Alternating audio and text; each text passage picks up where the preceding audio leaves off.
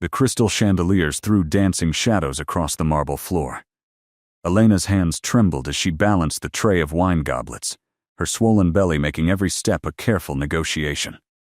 6 months pregnant and still working the night shift at the palace. She didn't have a choice.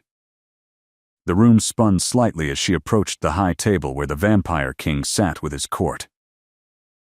"Breathe," she told herself. "Just breathe. You've done this 100 times."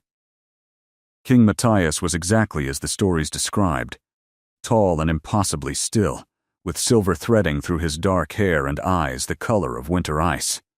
He wore black even at dinner, formal and remote, as if warmth itself couldn't touch him. Beside him sat Queen Isolde, pale and beautiful, though tonight she looked more pale than usual. The queen's hand rested on the table, fingers trembling almost imperceptibly. Elena noticed because she'd learned to notice such things. After watching her sister waste away, she'd become an expert in the small signs of suffering people tried to hide. "More wine for the high table," the head servant hissed, pushing Elena forward. She wanted to say she needed a moment, that the baby was pressing hard against her ribs and she couldn't quite catch her breath. But servants didn't speak unless spoken to. Especially human servants in a vampire court. She crossed the hall, aware of eyes tracking her movement. Pregnant women were rare in the palace. Most human servants were chosen specifically because they wouldn't complicate things with biology. Elena reached the king's table and began refilling goblets with practiced efficiency. Her hands moved automatically even as her vision blurred at the edges. The room felt too hot suddenly, the air too thick. She'd skipped lunch because food made her nauseous lately, and breakfast had been just dry bread. The baby kicked hard against her stomach, and Elena gasped softly, steadying herself against the table. "Are you unwell?" The queen's voice was soft, concerned. Elena looked up to find Queen Isolde watching her with those impossibly green eyes. "No, Your Majesty. I'm fine. Just the heat." But she wasn't fine. The room tilted sideways. Her fingers loosened on the wine decanter. She heard it crash to the floor from very far away, red wine spreading across white marble like blood. Then her knees gave out, and the world went black. She woke to the king's voice. "Stay with me." His face hovered above hers, all sharp angles and cold beauty, but his hands were gentle as they cradled her head. The entire hall had gone silent, 500 nobles frozen mid-conversation, watching a human servant collapse at the king's feet. Elena tried to sit up, mortified, but a wave of dizziness pushed her back down. "I'm sorry. I'm so sorry." "Your Majesty, I didn't mean to." Quiet. King Matthias's voice was surprisingly soft. He looked at someone Elena couldn't see. "How far along is she?" 6 months, sire," a servant answered. "And working the night shift?" His voice carried an edge now. "Who authorized this?" Silence. No one wanted to claim responsibility for working a pregnant woman to exhaustion. The king's jaw tightened. He looked down at Elena, and she saw something in his expression she didn't expect. Not anger, concern. "When did you last eat?" "This morning," Elena whispered. "Bread." The king's eyes narrowed, and before that, she couldn't remember. "Yesterday sometime, maybe." The queen leaned forward in her chair, her own hand pressed to her stomach in a gesture Elena recognized. "Matthias, she needs food and rest. Now." The king nodded. He did something Elena never expected. He slid one arm beneath her shoulders and another under her knees, lifting her as if she weighed nothing. The hall erupted in whispers. The king never touched humans, never showed them any attention beyond what protocol required.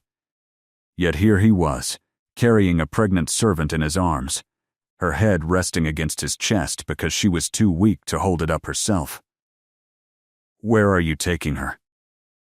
Elena managed to ask. "Somewhere safe." His voice was firm, final. But as he carried her toward the private chambers, he leaned down and whispered something only she could hear. His breath was cold against her ear, his words careful and precise. "You have the same marks on your neck as my wife. The same pallor. The same tremor in your hands. Tell me true. Did your mother or sister ever carry a child to term and die within the year?" Elena's blood went cold. Her sister. Rosalie. She'd died 8 months after giving birth, wasting away despite every healer's efforts. The tremors had started in her hands. The exhaustion. The way she couldn't keep food down even after the baby was born. "How do you know?" Elena breathed. "Because my wife has been dying for 6 months, and no one can tell me why." The king's eyes met hers, and in them Elena saw something that broke through his cold exterior. Desperation. Raw, terrified desperation. "She's pregnant too. 10 weeks. And I'm watching her fade the same way. Every healer in the kingdom has examined her and found nothing. But you recognized it in seconds. Your face when you looked at her. You know what this is." Elena's mind raced. She wasn't a healer. She was just a waitress who'd watched her sister die and spent the year after reading every medical text she could find, desperate to understand what had killed Rosalie. She'd found it eventually, buried in an ancient manuscript in the village library. A rare blood condition that occurred in some pregnancies, nightshade sickness the old text had called it. A corruption of the blood that turned the body against itself. Fatal if untreated. Treatable if caught early. The symptoms mirrored what she'd seen in Rosalie, what she was seeing in the Queen, what she was beginning to feel in herself. The king carried her into a private chamber and laid her carefully on a velvet sofa. A servant appeared with bread, cheese, fruit, and water. Elena forced herself to eat even though her stomach protested. She needed strength for what came next. King Matthias paced the room like a caged wolf, all controlled energy and barely restrained emotion. "Tell me what you know." "It's called nightshade sickness," Elena said quietly. "It only affects women during or after pregnancy. It makes the blood toxic to the body. Without treatment, it's always fatal. Usually within a year of giving birth." The king stopped pacing. His face had gone very still. "Treatment." "There's treatment." Elena nodded. "A specific combination of herbs, moonwort, silverleaf, and bloodroot, prepared in exact ratios and taken daily. My sister died because I found the information too late. But the Queen, if she's only 10 weeks along, there's time." The king was across the room in an instant, kneeling beside the sofa, his cold hand gripping Elena's with startling intensity. "You're certain?" "My sister had every symptom the Queen has now. The tremors, the exhaustion, the inability to eat, the way her skin looks almost translucent in certain light. I watched Rosalie fade for months before she died. I won't watch it happen again." Something shifted in the king's expression. The mask of cold royalty cracked, revealing the terrified husband underneath. "You're sick too. That's why you collapsed." Elena met his eyes. "I think so. The symptoms started 2 weeks ago. I thought it was just normal pregnancy fatigue until I saw the Queen tonight. The same pallor. The same tremor. Then I knew." The king stood abruptly and crossed to the door, throwing it open. Guards appeared instantly. "Bring Queen Isolde here. Now."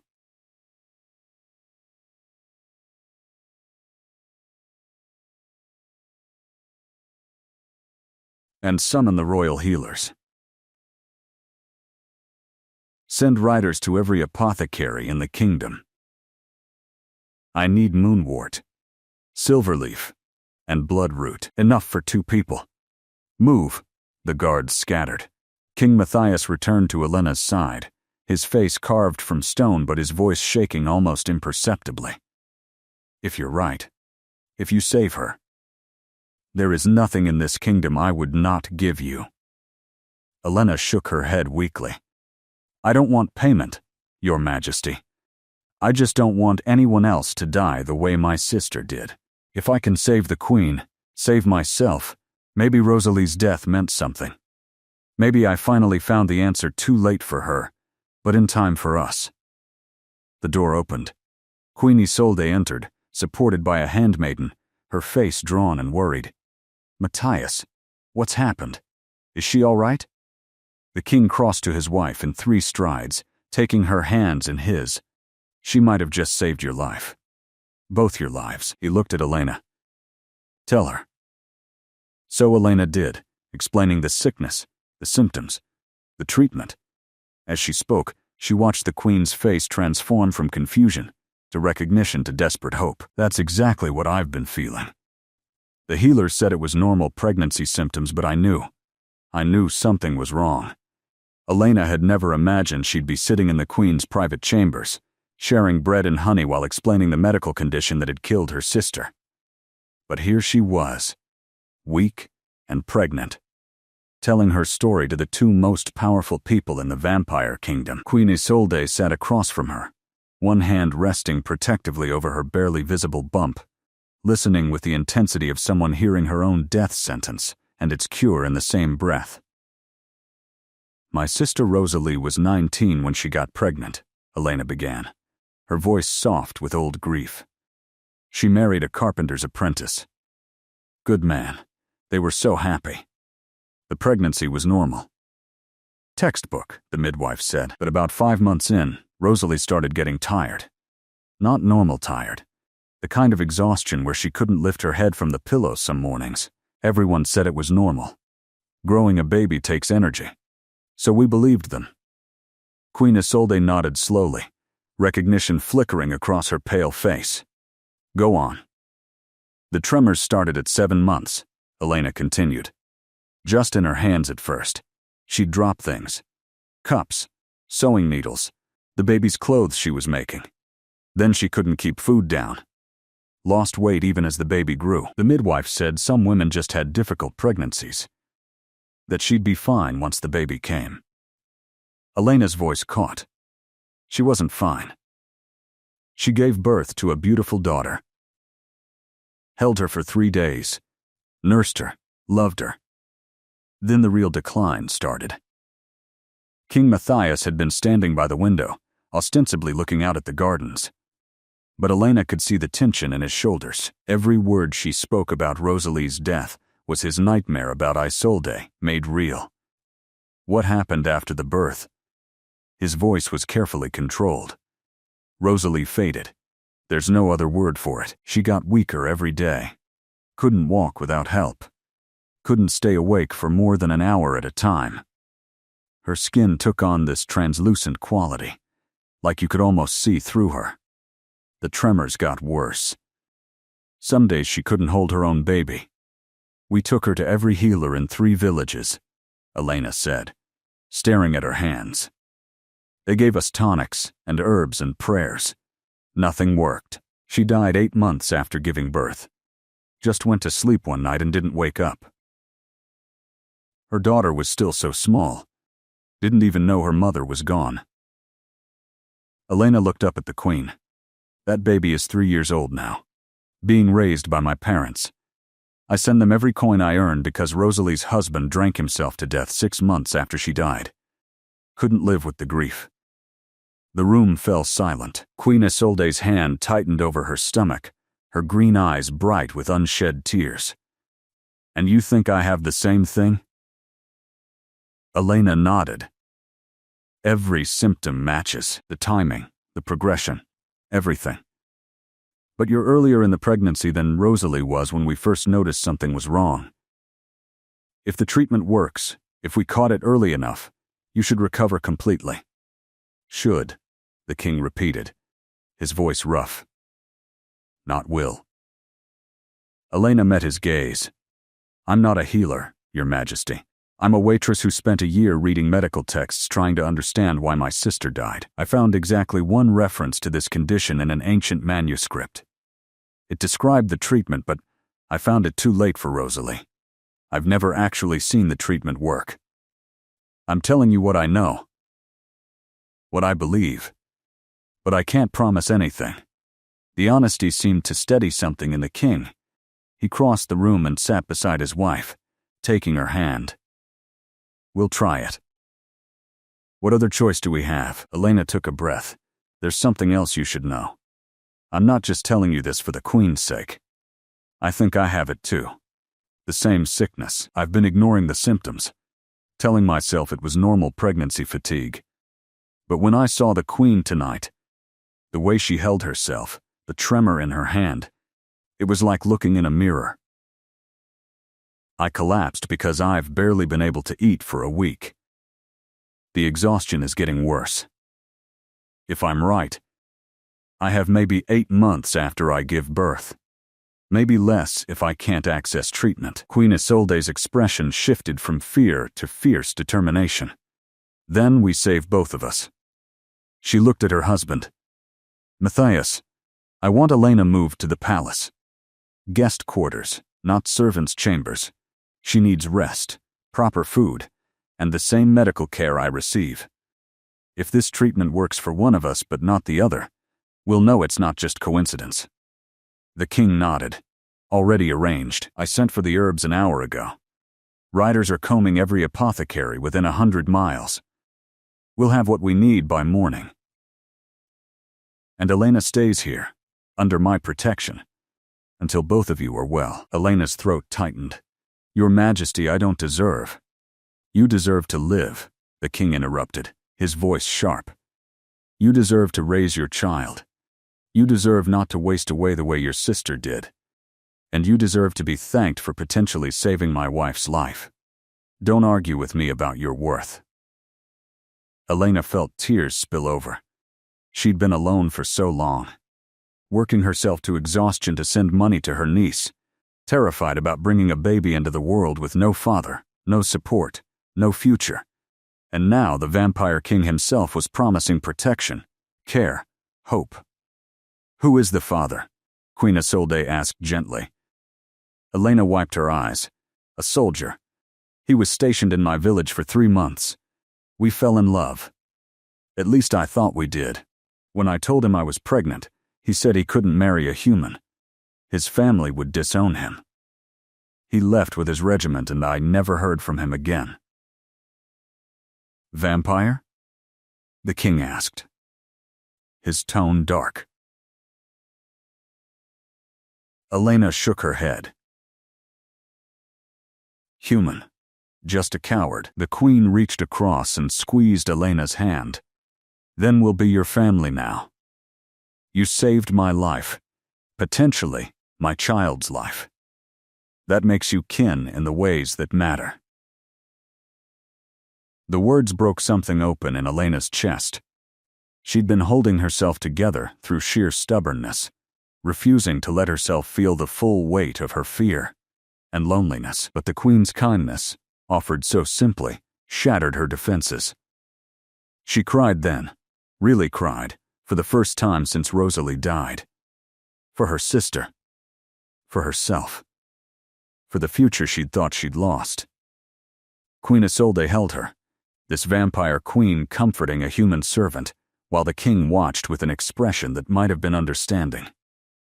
When Elena finally collected herself, the king spoke. Tell me about the treatment. The specifics. I want to understand exactly what we're dealing with. Elena nodded, wiping her face. The manuscript said the 3 herbs worked together to purify corrupted blood. Moonwort for cleansing, silverleaf for strengthening, bloodroot for regeneration. They have to be harvested at the right moon phase and prepared in exact ratios. Too much bloodroot and it becomes toxic. Too little moonwort and it won't cleanse effectively. The dose has to be adjusted based on how far along the pregnancy is and how advanced the sickness has become. Do you know the ratios? Queen Isolde asked. Elena nodded. I memorized the entire text. After Rosalie died, I couldn't stop reading it. Over and over. As if reading it enough times would change the past. The king stood. Then you'll work with the royal healers. Tell them everything you know. They'll prepare the treatment under your guidance. Both of you will begin taking it as soon as the ingredients arrive. Elena hesitated. Your Majesty, the healers won't listen to me. I'm not educated. I'm just a servant who reads some books. They'll dismiss everything I say. They'll listen, the king said coldly, or they'll find new employment. You know more about this specific condition than anyone in my kingdom. That makes you the expert. I don't care if you learned it from ancient manuscripts or divine revelation. You have knowledge that can save my wife. That gives you authority. Elena had never had authority in her life. The concept felt foreign and frightening, but she thought of Rosalie, of the helplessness she'd felt watching her sister die. If she could prevent that from happening to someone else, to herself, she had to try. All right, she said quietly. I'll work with the healers. I'll tell them everything I know. Good, Queen Isolde said, settling back against her cushions. Now eat more. You need strength. The servants had brought enough food for 6 people. Elena forced herself to eat bread, cheese, fruit, cold chicken. Each bite was an effort, but she knew the baby needed nutrients. The queen ate too, their shared condition creating an odd intimacy. How far along are you? The queen asked. 24 weeks. You? 10 weeks. 2 days. Queen Isolde smiled faintly. I've been counting obsessively. This baby is a miracle. We've been trying for 5 years. Elena remembered the way the king had looked at his wife earlier. The desperate terror when he'd thought he might lose her. That kind of love was rare. Vampire or human. You'll get to raise this baby, Elena said with more confidence than she felt. We both will. We caught it early. The treatment will work. It has to. The queen's smile turned wistful. I like your certainty. Hold on to it for both of us. Because I'm terrified. Elena understood. She was terrified too, but sometimes you had to pretend to be brave until the feeling became real. The royal healers arrived at dawn, 7 of them in dark robes, carrying leather satchels filled with instruments and texts. They entered Queen Isolde's chambers with the practiced deference of people accustomed to treating royalty. But their expressions shifted to poorly concealed disdain when they saw Elena sitting beside the queen's bed, a human servant in borrowed clothes, daring to occupy space meant for her betters. The head healer, a tall vampire named Cassian with silver hair and cold eyes, bowed to the king. Your Majesty sent urgent summons. What is the nature of the medical emergency? King Matthias gestured to Elena. This woman has identified the queen's illness. You'll work with her to prepare treatment immediately. Cassian's gaze flickered to Elena with barely disguised contempt. Your Majesty, with respect, we've been treating Queen Isolde for months. Every examination has shown normal pregnancy progression. Whatever this servant thinks she knows. My wife is dying. The king interrupted, his voice like winter frost. You've been treating symptoms while missing the disease. This woman watched her sister die from the same condition. She knows what the queen has because she has it herself. You will listen to everything she tells you, and you will implement the treatment she prescribes. Is that clear? The healers exchanged glances, uncertainty rippling through their ranks. A younger healer, a woman with kind eyes, spoke up. Your Majesty, if we could hear what she's observed, we'll evaluate the information medically. Elena stood on shaking legs, hating the way all eyes turned to her. She was exhausted, her body aching from the collapse, but she forced herself to speak clearly. It's called nightshade sickness. A rare blood condition affecting pregnant women. The blood becomes toxic to the body, causing progressive weakness, tremors, inability to eat, and if untreated, death within a year of giving birth.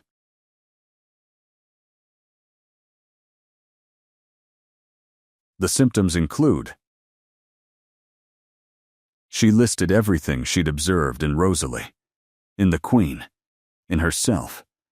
The specific pattern of tremors starting in the hands, the translucent quality of the skin, the way exhaustion increased despite rest.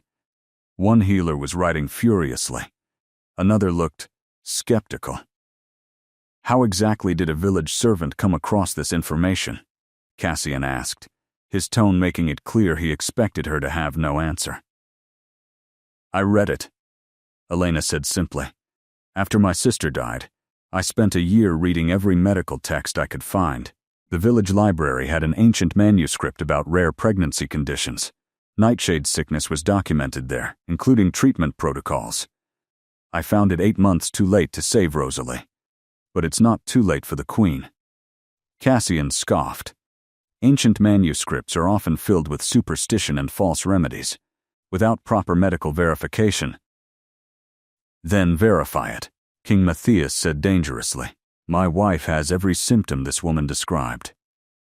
So does she. If your months of examinations found nothing wrong, perhaps it's time to consider that a servant who actually researched this specific condition might know more than you do. The rebuke landed like a slap. Cassian's jaw tightened, but he bowed. Of course, Your Majesty. What is the proposed treatment? Elena explained the 3 herbs. The ratios. The preparation method. As she spoke, she saw several healers nodding thoughtfully. The kind healer asked intelligent questions about dosing and timing. Even Cassian seemed grudgingly interested despite his obvious prejudice. When she finished, the young healer said, the combination makes sense medically. Moonwort is a known blood purifier. Silverleaf strengthens circulation. Bloodroot promotes cellular regeneration. Together they could theoretically counteract a toxicity condition. Theoretically, Cassian emphasized. We have no evidence this treatment works. We have no evidence it doesn't. The kind healer countered, and Her Majesty's symptoms do match the described condition. Traditional pregnancy ailments don't cause progressive tremors or the specific pattern of weakness she's experiencing. I think we should try it. The other healers murmured agreement. Cassian looked like he'd swallowed glass, but he nodded stiffly. Very well. When the herbs arrive, we'll prepare the treatment under this woman's guidance. The herbs arrived 3 hours later. Riders had scoured the kingdom, returning with bundles of moonwort, silverleaf, and bloodroot. Elena worked with the healers in the palace laboratory, a vast room filled with mortars and pestles, glass vessels, and hanging dried plants.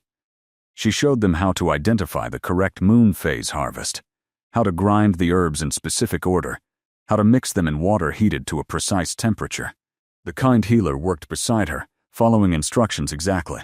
Cassian observed from across the room, arms crossed, skeptical, but silent. When the first batch was ready, Elena stared at the pale green liquid in its glass vial. This was it. The treatment she'd found too late for Rosalie. Either it would work, or she and the Queen would die the same way her sister had. Queen Isolde must take it first, Elena said quietly. She's earlier in pregnancy. If there are any adverse effects, I need to know before I take it. The kind healer frowned. But you're sick too. Every hour without treatment puts you at greater risk. Elena shook her head. The Queen is carrying the royal heir. That takes priority. Queen Isolde disagreed when they brought the treatment to her chambers. We take it together, she insisted. Same dose, same time. I won't be healed while you suffer. King Matthias stood beside his wife's bed, his expression unreadable. The Queen is right. You save each other, or neither of you. That's the only way this works. Elena wanted to argue, but she recognized the futility. The king had made his decision, so she sat beside the Queen, both of them holding vials of pale green liquid, and together they drank. The taste was bitter, medicinal, with an aftertaste like copper and spring flowers. Elena felt it coat her throat, settle into her stomach. For a moment nothing happened. Then warmth spread through her chest. Not uncomfortable, but noticeable. Like sunlight after a long winter. Queen Isolde gasped softly. Do you feel that? The warmth? Elena nodded. The manuscript said it would feel like this. The herbs working through the blood, purifying what's corrupted. Is it supposed to tingle? Queen Isolde asked, looking at her hands. Because my fingers are tingling. Elena examined her own hands. The same sensation. The kind healer who'd stayed to observe stepped forward. That's likely improved circulation. The silverleaf working. Both of you describe what you're feeling. Give me every detail. They spent the next hour reporting sensations. The warmth fading to a gentle steadiness, the tingling subsiding. The first noticeable change was subtle but unmistakable. The tremor in Queen Isolde's left hand, which had been constant for weeks, lessened. Not gone, but noticeably reduced. Elena felt something similar. The persistent exhaustion that had been crushing her for days lifted slightly, like a heavy blanket being partially removed. It's working, the kind healer breathed. Look at her color. Queen Isolde's skin, which had been pale to the point of translucence, showed the faintest return of healthy tone. The king, who'd been standing rigid by the window, crossed the room in 2 strides. Isolde? How do you feel? The queen smiled, a real smile, the first Elena had seen from her. Matthias, I feel almost normal. The exhaustion is still there, but it's not crushing anymore. I can actually think clearly. The king's hand trembled as he touched his wife's face. He looked at Elena with an expression that might have been gratitude, or relief, or disbelief. It's actually working. We'll need to continue treatment for several months, Elena cautioned, not wanting anyone to get too hopeful too fast. The manuscript said daily doses until 6 weeks after birth, but yes, this is a good sign. A very good sign. The healers examined both women thoroughly, documenting every change. Even Cassian seemed impressed despite himself. The tremor reduction is significant, he admitted grudgingly, and the color improvement is observable. If this continues, we may have found a genuine treatment for a previously fatal condition. Over the next 3 days, the improvement continued. Queen Isolde could eat without nausea. The tremors in her hands faded to occasional slight shakes. She had energy to walk through the gardens, to laugh with her handmaidens, to look like someone who wasn't dying. Elena felt the change too. The crushing exhaustion lifted. She could think clearly again. The baby moved actively, strong kicks that felt like celebration rather than distress. The healers documented everything, taking notes for medical records, already talking about publishing findings. King Matthias had Elena moved to permanent guest quarters in the palace's east wing. Rooms with high ceilings, soft beds, windows overlooking rose gardens. Servants brought her meals 4 times a day, ensuring she ate enough for herself and the baby. The queen visited daily, the 2 of them taking their medicine together, comparing symptoms, talking about their pregnancies with the easy intimacy of shared survival. They were becoming friends, Elena realized. Genuine friends, despite the vast gulf in their stations. One evening, as they sat in the garden watching sunset paint the sky pink and gold, Queen Isolde asked, "What will you do after the baby is born?" Elena had been avoiding that question. "I don't know. Send money to my niece. Work somewhere. Survive." The queen shook her head. "You'll stay here. In the palace. You saved my life. And my child's life. Your family now." I meant what I said. Elena felt tears prick her eyes. "Your Majesty, I can't possibly—" "You can," the queen interrupted gently. "And you will. Your child will grow up with mine. They'll be as close as siblings. And you'll never want for anything again." King Matthias had built his throne on 500 years of warfare and political maneuvering, but none of it had prepared him for the terror of watching his wife die slowly. He'd conquered kingdoms, negotiated treaties with enemies who wanted him dead, survived assassination attempts and palace coups. Yet he'd been completely helpless against the invisible thing stealing Isolde's strength one day at a time. He'd met her 7 years ago at a peace summit. She'd been representing her father's territory, the eastern mountain kingdoms where the winters were brutal and the people were harder. He'd expected a political marriage negotiation, the usual transactional arrangement between vampire territories. What he hadn't expected was to fall in love with a woman who looked at him like he was a person rather than a crown, who challenged him in council meetings and made him laugh in private, who saw through all his carefully constructed walls to the lonely man underneath. They'd married within 6 months. The court had whispered about how quickly he'd fallen, how unlike him it was to make impulsive decisions, but Matthias knew what he wanted, and Isolde was it. She'd transformed the palace from a place of cold political necessity to something that felt almost like a home. She brought music and laughter and warmth to halls that had only known ceremony. She made him remember what it felt like to be happy. When they'd started trying for a child, Matthias had assumed it would happen quickly. They were both healthy, both vampire, both from strong bloodlines. But a year passed with no pregnancy. Then, 2 years. 3. 4. The court physicians ran tests, prescribed herbs, suggested rituals. Nothing worked. He'd watched hope fade in Isolde's eyes a little more with each failed month. Watched her smile become strained when courtiers' wives announced pregnancies. Watched her withdraw into herself, shoulders curving inward under the weight of perceived failure. He'd told her it didn't matter, that he loved her regardless, that a child would be a blessing but wasn't necessary for his happiness. All of it was true, but he also knew it wasn't enough. Isolde wanted to be a mother the way some people want to breathe. It wasn't about producing an heir or fulfilling duty. It was about creating life and loving something beyond herself. When she finally conceived after 5 years of trying, Matthias had never seen her so happy, so terrified, and so happy all at once. The first month was perfect. Isolde glowed with joy. They told no one yet, wanting to keep the miracle private a little longer, just the two of them, sharing secret smiles across state dinners, her hand resting on her stomach when she thought no one was looking. Matthias felt something in his chest he couldn't name, a kind of fierce protectiveness mixed with wonder. He was going to be a father.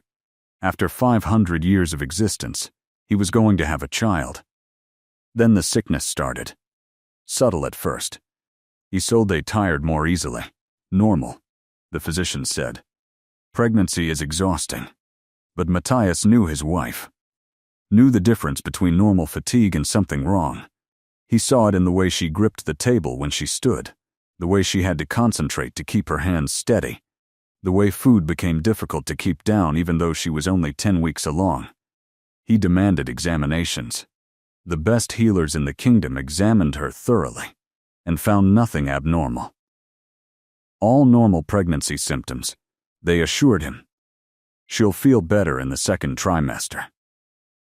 But she didn't feel better. She felt worse. The tremors became visible. She couldn't hold a wine glass without it shaking, couldn't sign documents without her hand trembling so badly the ink spattered. She lost weight even as the baby grew. Her skin took on a pale, translucent quality that made Matthias think of frost on glass. Fragile and temporary. The healers ran more tests, changed her diet, prescribed rest. Nothing helped. He was watching his wife disappear while their child grew inside her, and he had absolutely no idea how to stop it. The night Elena collapsed at the banquet, Matthias had been watching Isolde with growing desperation. She'd barely touched her food. Her hand trembled continuously. She'd excused herself 3 times to vomit in private. He'd been trying to decide whether to end the banquet early when he heard the crash, turned to see the pregnant servant on the floor, wine spreading around her like blood. His first instinct was irritation at the disruption.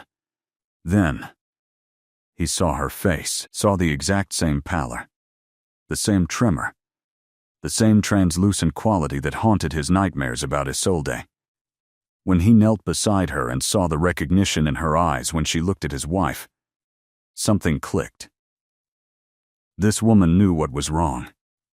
Maybe not how she knew, but she recognized the symptoms because she'd seen them before. So he'd carried her away from the banquet, whispered his desperate question, and heard the answer that gave him the first real hope in months. She knew what this was. She'd watched someone die from it.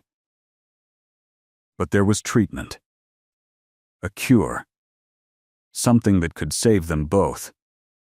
Working with Elena over the past 3 days had been strange. She was so young, so obviously out of her depth in the palace, yet she spoke about the medical condition with absolute authority. The healers tried to dismiss her initially, but she stood her ground, explaining the treatment with a precision that came from obsessive study. Matthias recognized that kind of focused knowledge.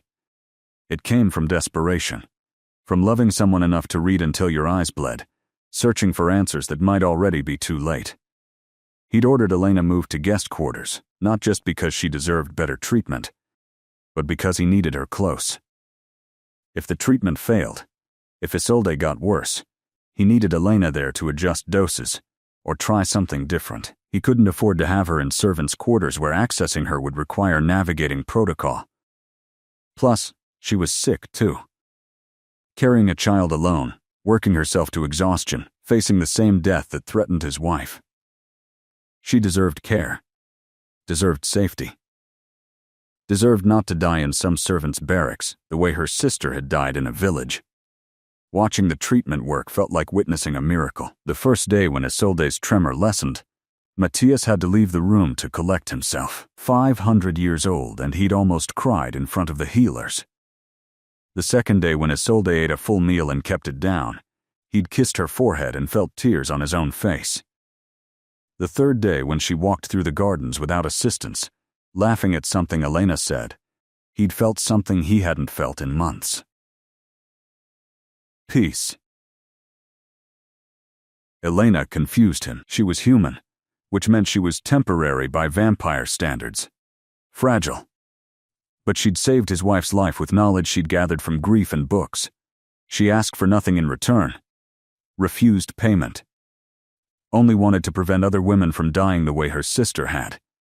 That kind of selflessness was rare in his court where everyone wanted something. Power, wealth, favor, influence. Elena just wanted to save lives, his wife's. Her own. Future women who might face the same condition. Isolde had claimed Elena as family, and Matthias agreed. She'd earned that status not through blood or marriage, but through sacrifice and knowledge shared freely. Her child would grow up in the palace, educated and protected. He'd already drafted the decree in his mind.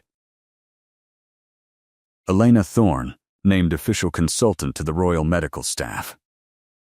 A position with authority and compensation.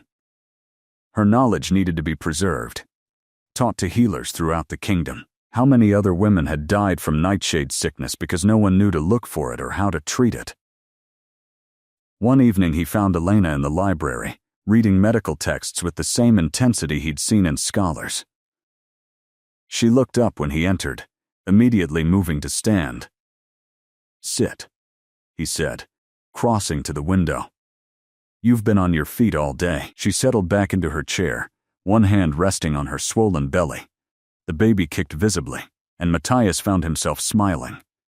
"Strong?" "Very," Elena replied.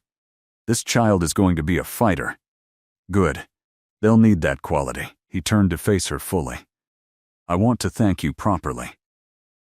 What you've done for Isolde, for our child, there's no way to repay that kind of debt." Elena shook her head. "Your Majesty, you've already given me more than I could ever." "I've given you a room and food," Matthias interrupted. "Basic human necessities. You gave me my wife's life. Those things aren't equivalent." Elena met his eyes and he saw the grief still living there. "I didn't save my sister. If I'd found the information sooner, read faster, searched harder, You were what, 20 years old?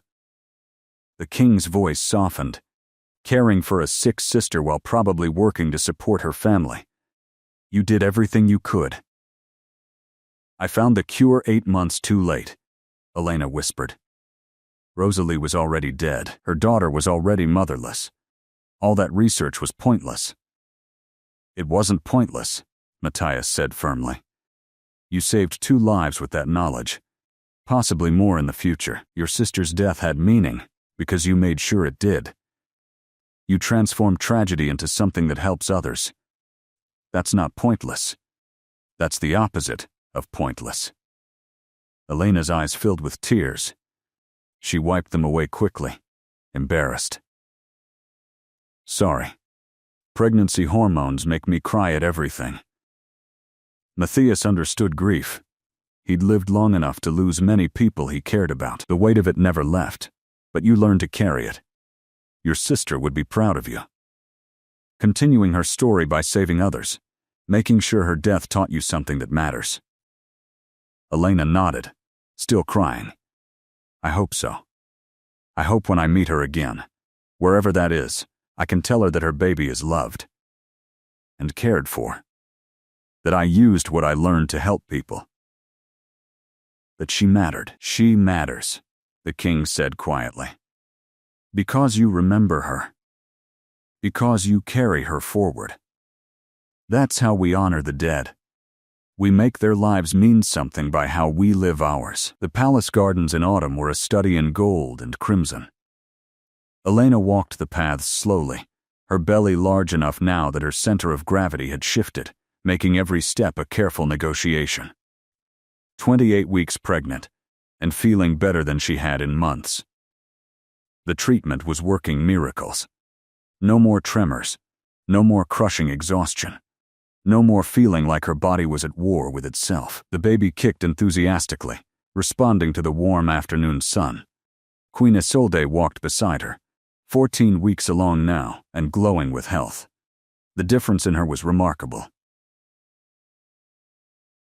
The translucent quality had vanished from her skin, replaced by healthy color.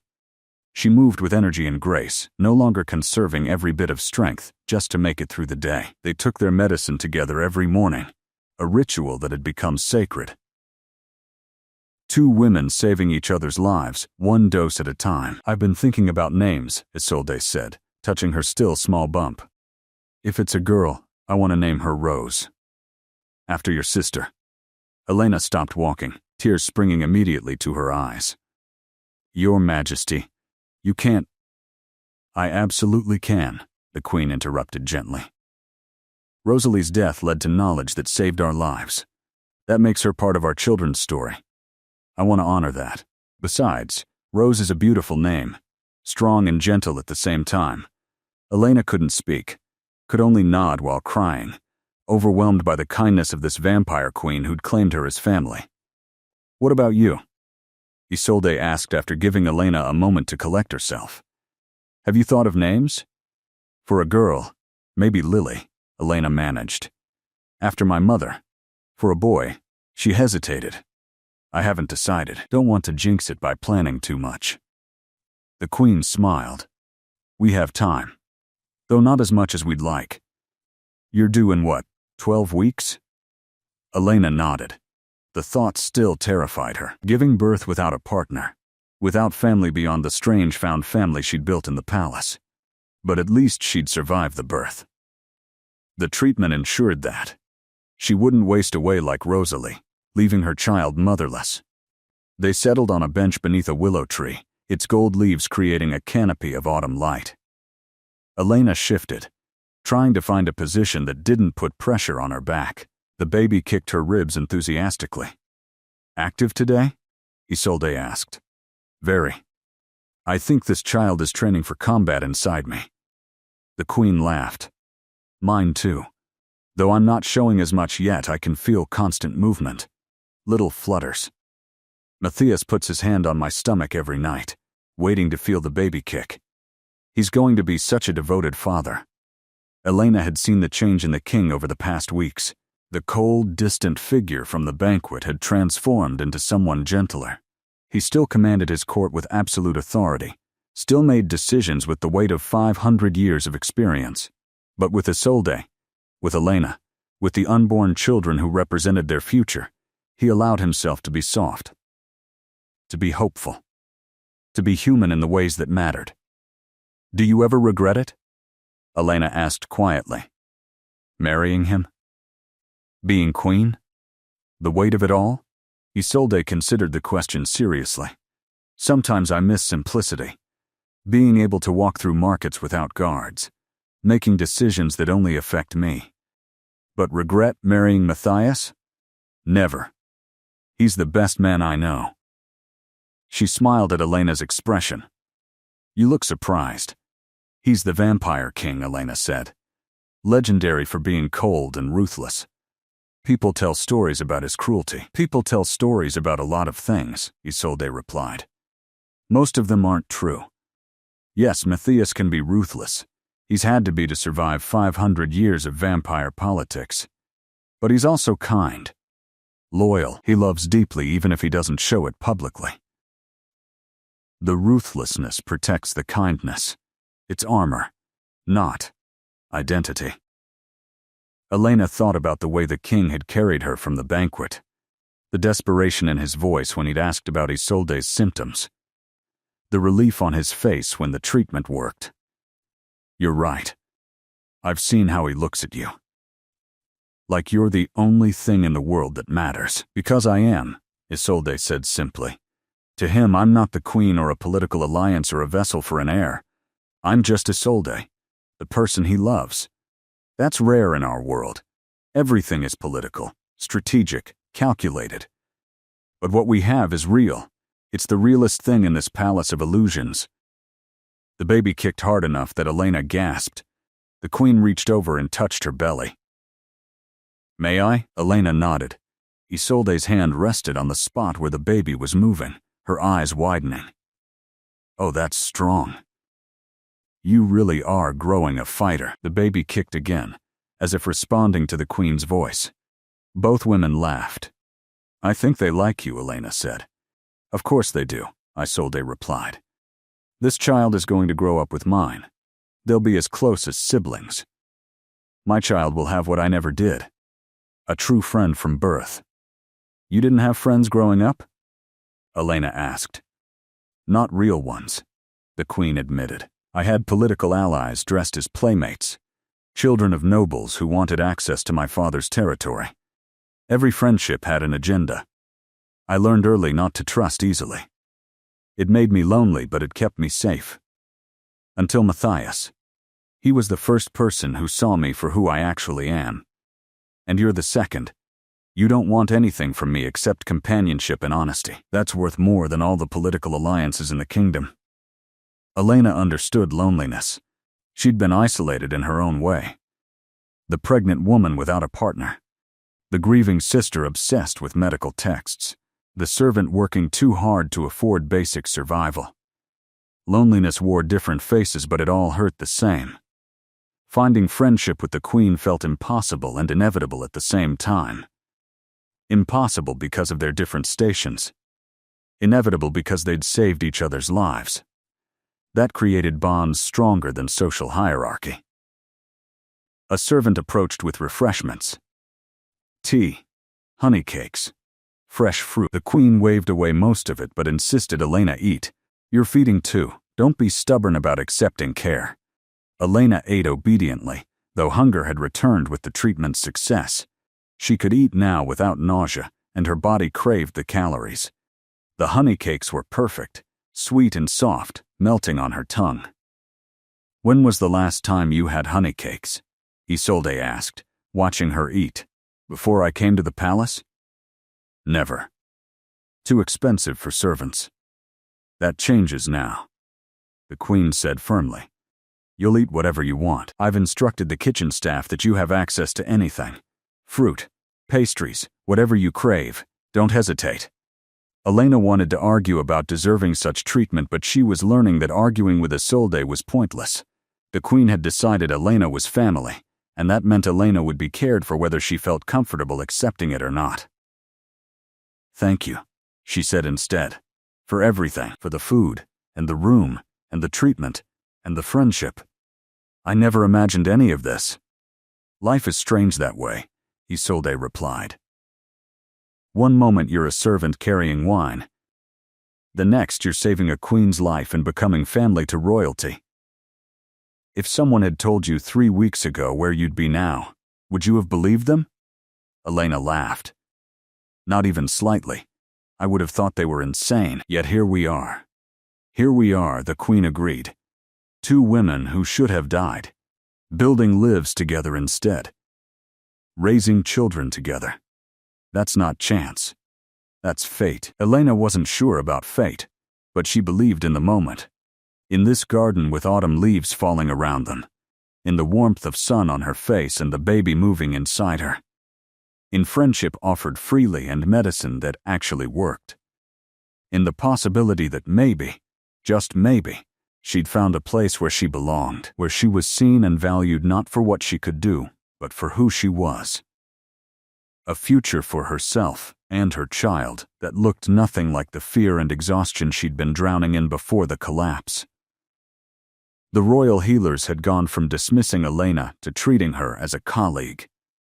The shift happened gradually over 2 weeks as Queen Isolde's recovery became undeniable. The tremors completely disappeared. Her color returned to healthy vibrancy.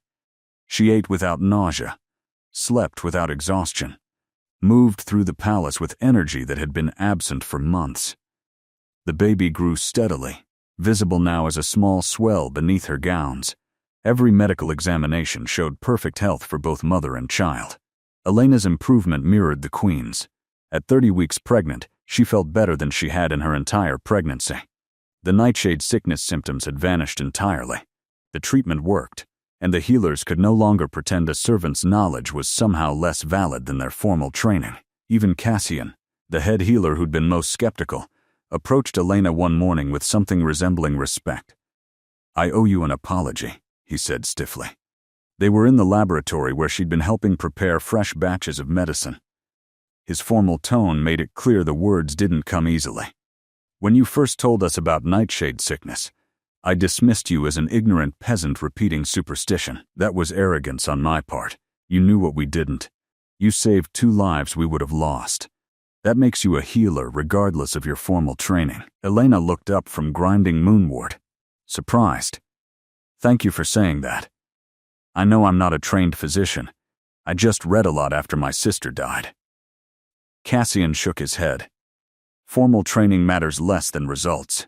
You diagnosed a condition 7 experienced healers missed.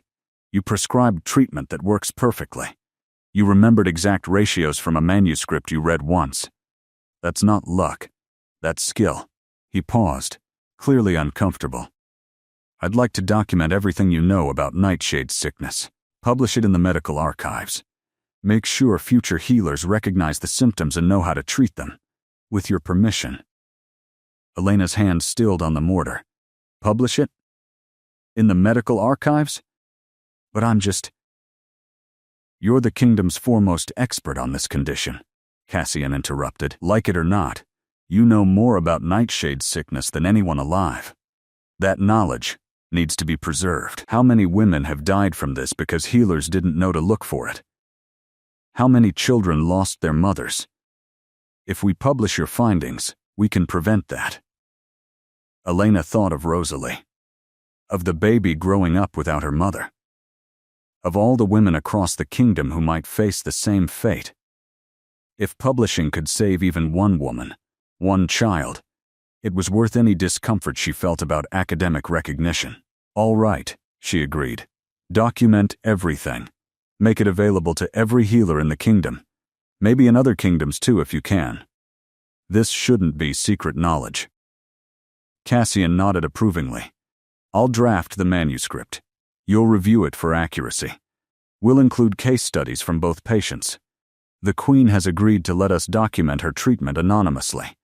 You'll need to consent as well." Elena agreed immediately. If her suffering and recovery could teach healers something useful, she'd consent to anything. Over the next week, she worked with Cassian and the kind healer, whose name she learned was Mira, to create comprehensive documentation.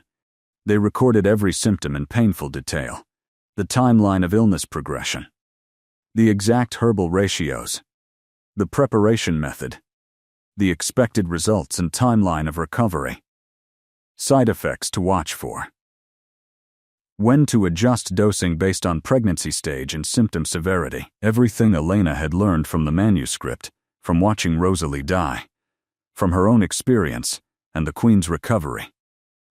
Mira was particularly invested in the project. She had a daughter, she confided to Elena one evening. 7 years old and perfectly healthy, but Mira had almost died in childbirth, from complications healers couldn't diagnose. If nightshade sickness had been part of it, knowing the symptoms could have saved me months of suffering. What you're doing matters. You're transforming medicine. Elena had never thought of herself as transforming anything. She was just trying to make Rosalie's death mean something.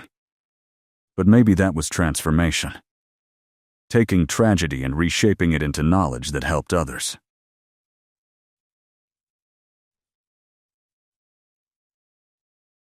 Queen Isolde's pregnancy progressed beautifully.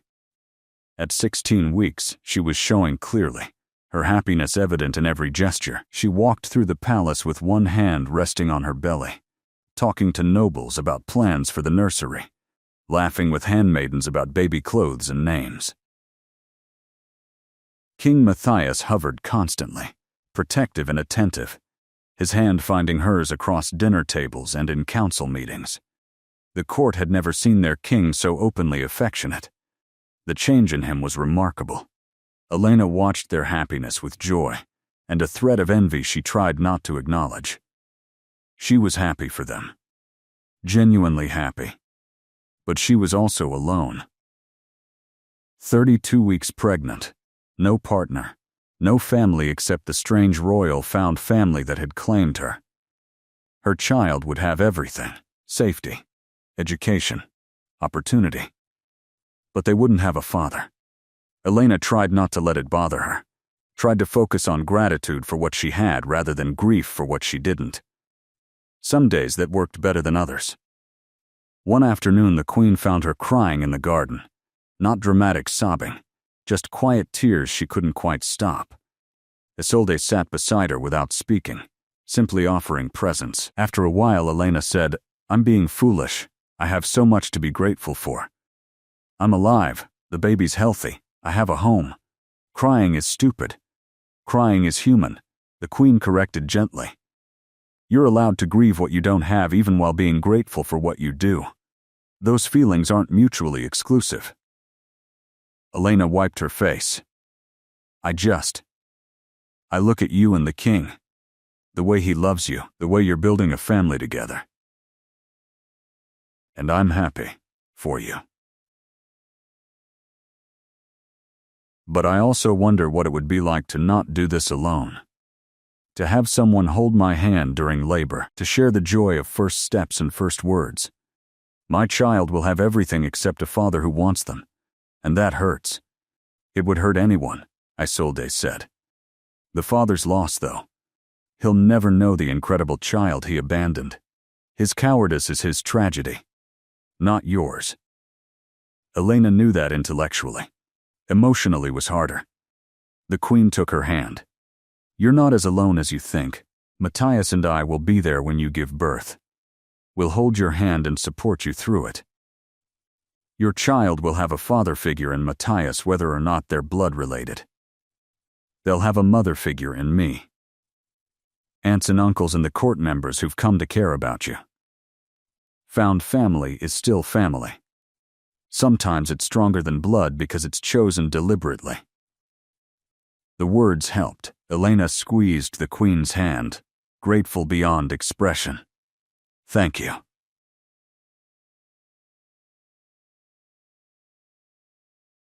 For everything. For seeing me when I was invisible. For claiming me as family when I had none. For making me believe I deserve good things. "You do deserve good things," Isolde said firmly. "You deserve joy and safety and love. You deserve to raise your child without fear. You deserve rest and care and friendship.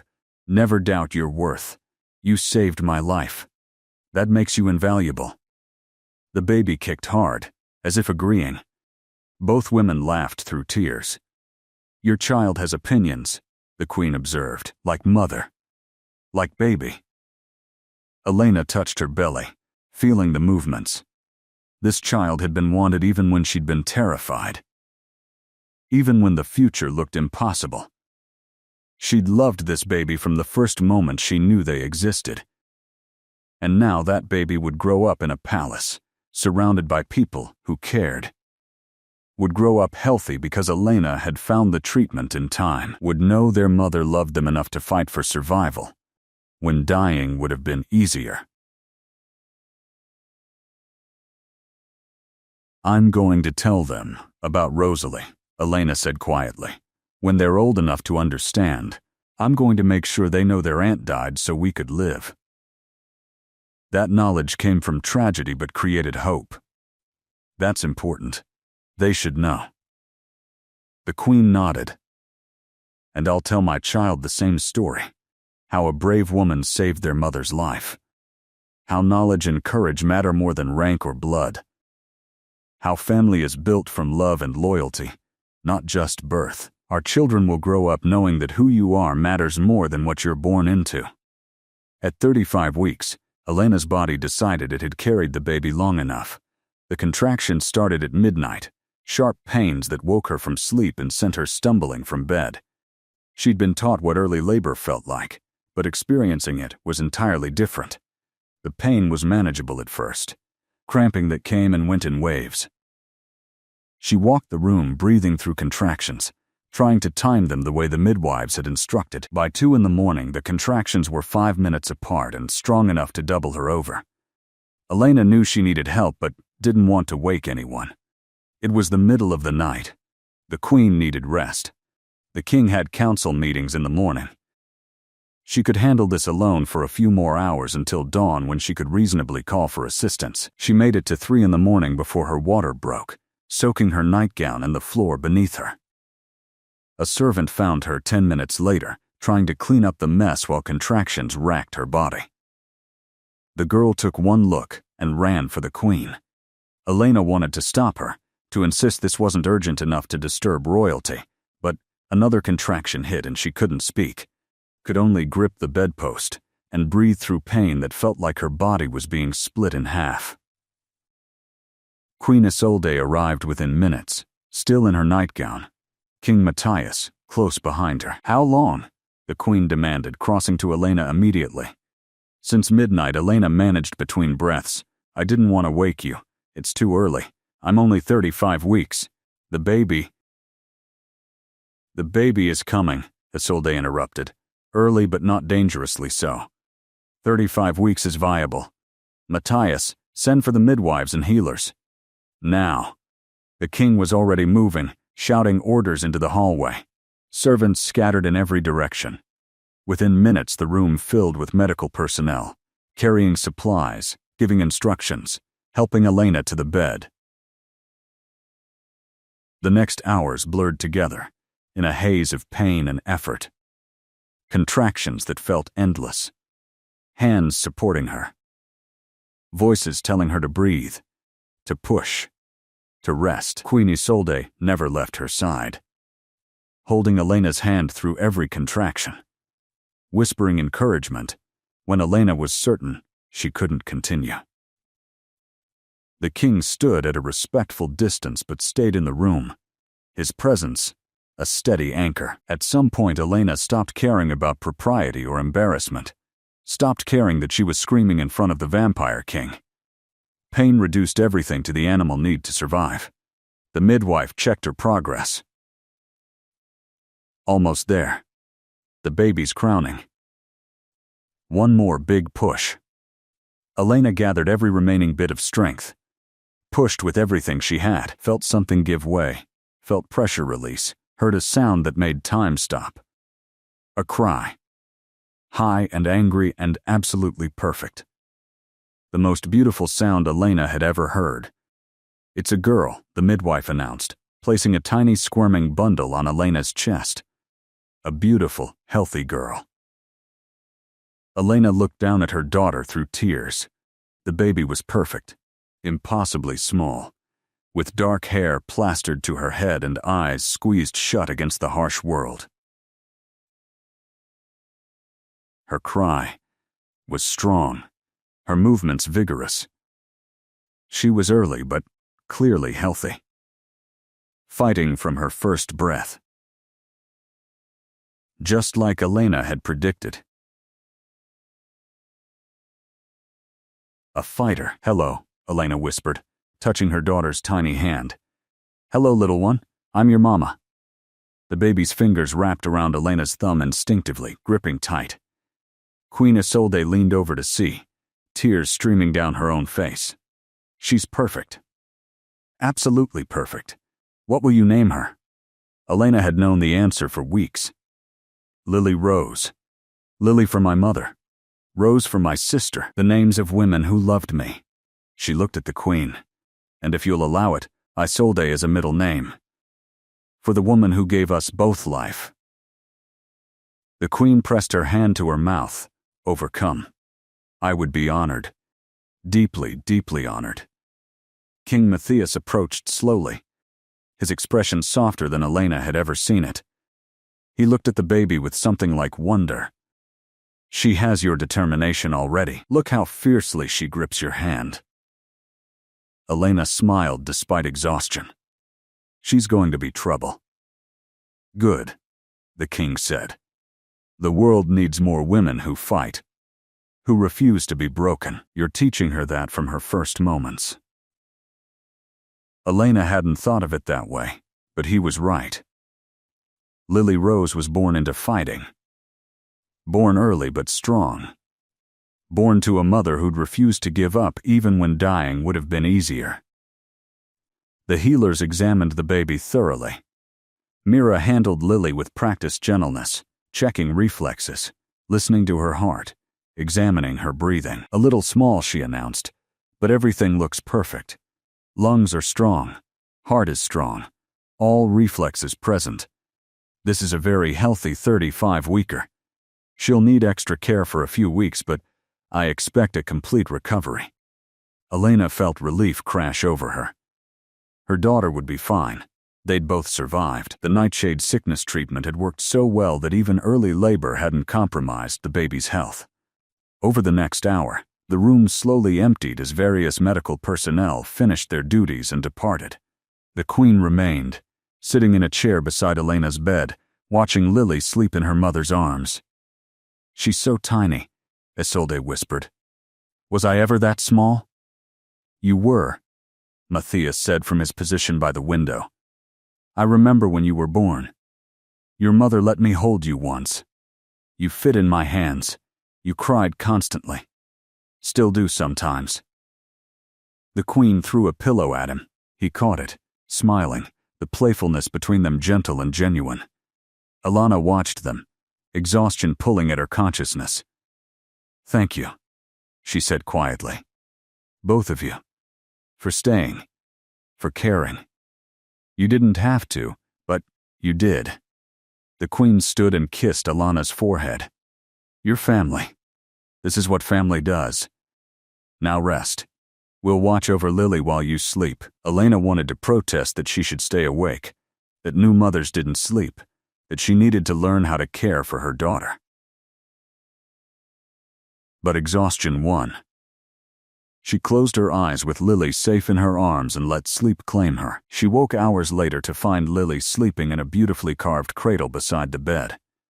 Queen Isolde sat in the chair reading, one hand resting on her own belly. The Queen looked up when Elena stirred. "Good morning, or rather, good afternoon. You've been asleep for 6 hours." Elena sat up carefully, her body aching in ways she'd never experienced. Every muscle felt bruised. "How's Lily?" "Perfect," the Queen assured. "We fed her twice while you slept. She's strong, exactly like you. Loud, too. She lets everyone know when she's unhappy." Elena looked at her daughter sleeping peacefully. Love overwhelmed her. Fierce, protective, all-consuming love. This tiny person was hers to protect and raise and love. The responsibility terrified and thrilled her equally. "I don't know how to do this," she admitted. "How to be a mother? No one does at first," Isolde said gently. "You learn as you go, make mistakes, and fix them. Love her, and figure out the rest. You'll be wonderful at it because you already love her more than anything. That's the foundation everything else builds on." Lily Rose was 2 weeks old when Queen Isolde's labor started. Elena heard the commotion from her chambers. Servants running through halls, healers being summoned, the king's voice sharp with barely controlled fear. She wrapped Lily in blankets and went to find out what was happening. Found Matthias in the hallway outside the queen's chambers, pacing like a caged animal. His careful control had shattered. He looked terrified. "How long?" Elena asked. "Since dawn. Her waters broke an hour ago." "The healers say everything is progressing normally, but..." He couldn't finish the sentence. Elena understood. After almost losing Isolde to nightshade sickness, every moment of vulnerability terrified him. Birth was dangerous even in the best circumstances. For someone who'd been so ill just months ago, the fear was magnified. "She's strong," Elena said firmly. "The treatment worked. She's healthy.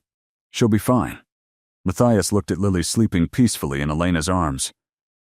"Your daughter is beautiful, growing so fast." Elena smiled.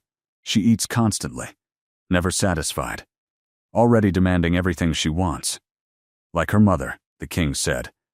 "You've both got that fire, refusing to accept anything less than survival and thriving. It's admirable." A scream echoed from the queen's chambers. Matthias flinched. Elena made a decision. "Let me see her. I helped my sister through labor. I know what early birth looks like. Maybe I can help." The king hesitated only a moment before nodding. He opened the door and Elena entered the queen's chambers with Lily still sleeping in her arms. Queen Isolde was on the bed, supported by pillows, her face pale and strained. Mira and 2 other healers surrounded her. The queen looked up when Elena entered, and something in her expression eased. "You came." "Of course I came," Elena said, crossing to the bed. "We're in this together, remember?"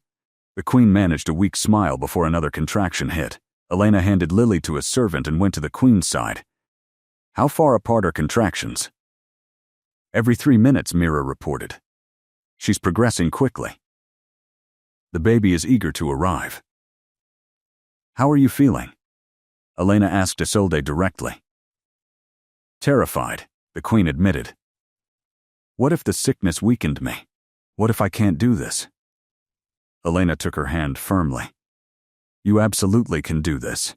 You're the strongest woman I know. You survived nightshade sickness. You can survive anything. The treatment worked. Your body is healthy. Trust it."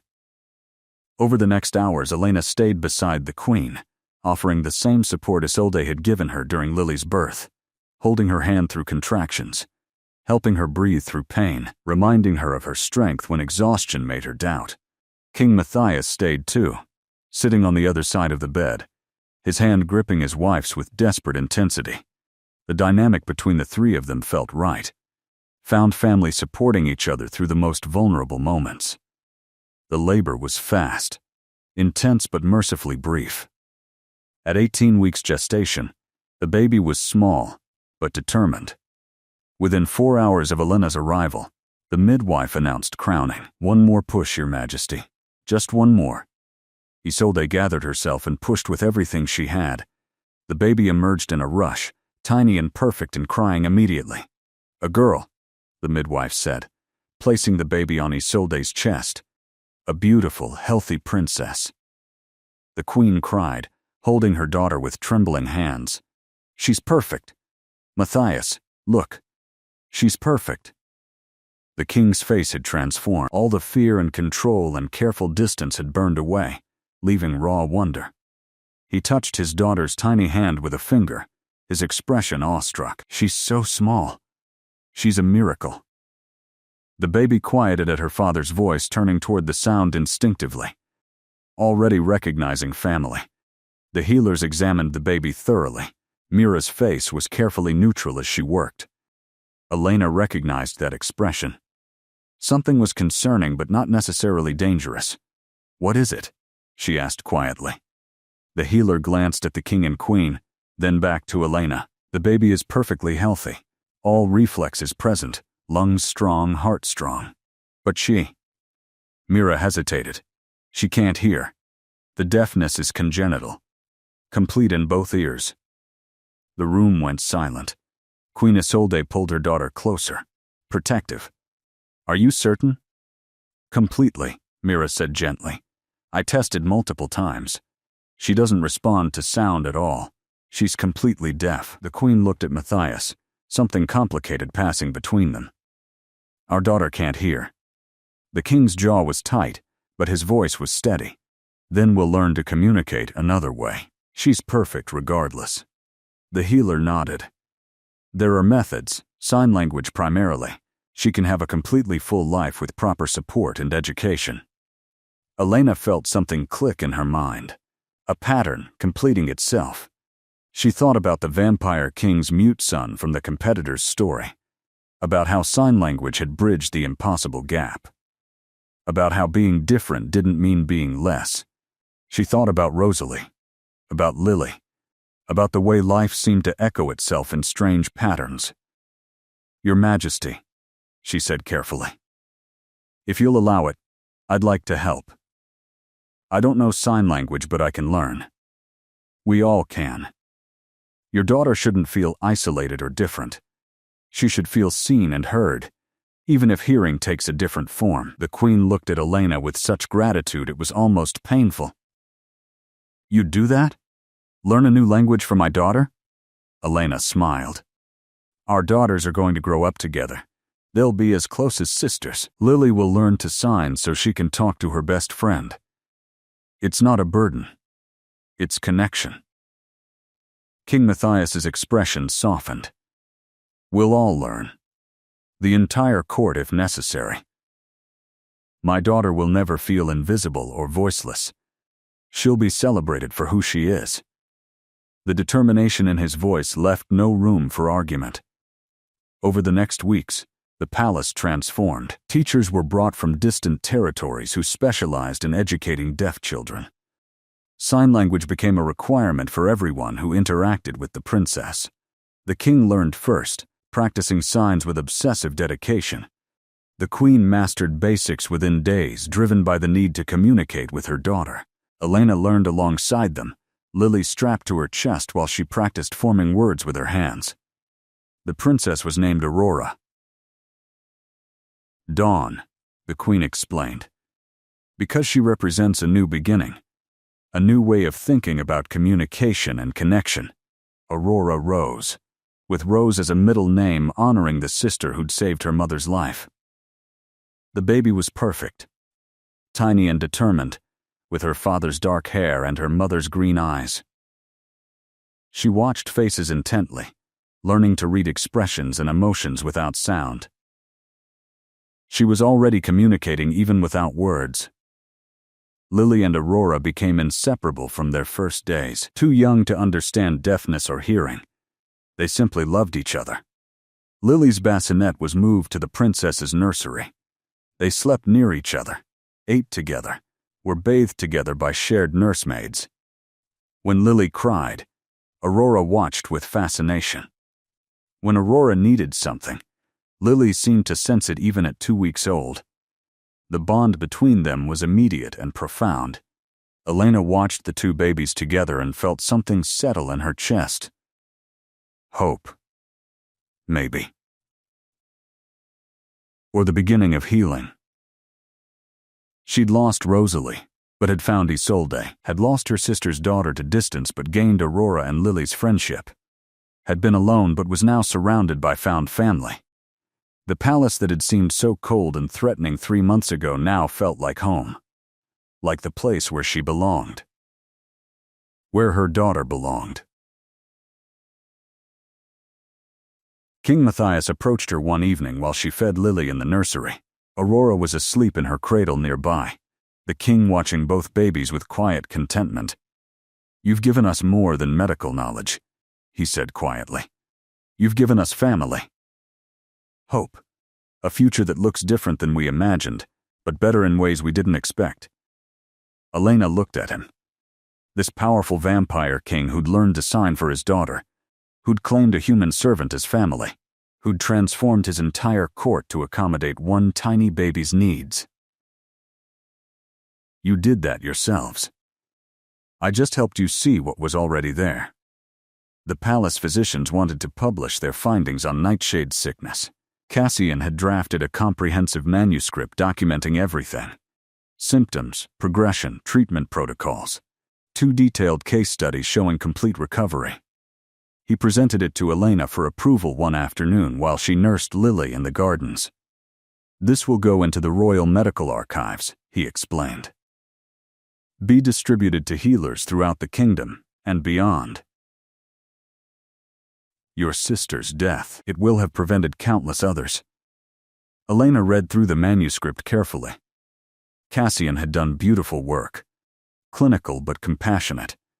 Thorough without being overwhelming. He'd included everything she'd told him about Rosalie. How the symptoms had manifested. How quickly the disease progressed. The exact timeline from first tremor to death.